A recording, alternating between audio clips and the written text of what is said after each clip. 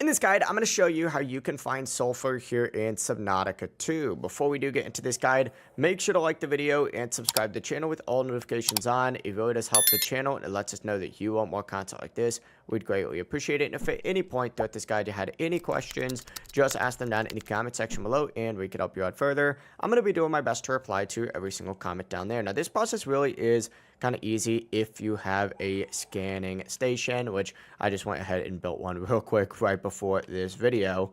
Essentially, walk up to your scanning station, and actually what I'm going to do before I even do that is maybe make this space look just a little bit better, right? There we go. Now we can see all around us.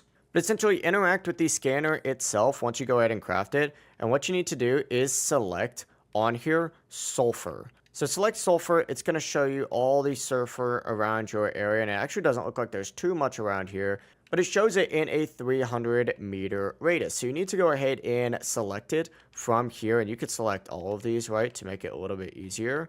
But select the one that is closest to you and preferably higher up, right, and then go ahead and make your way over to it.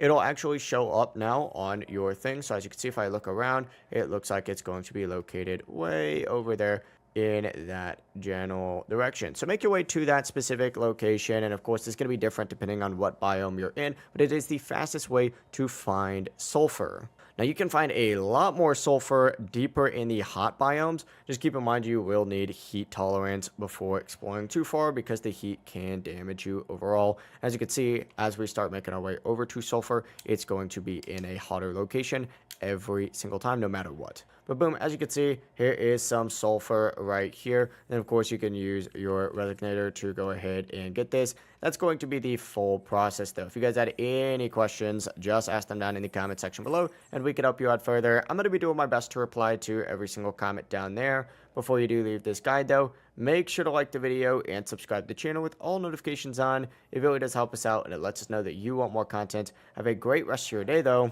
Peace.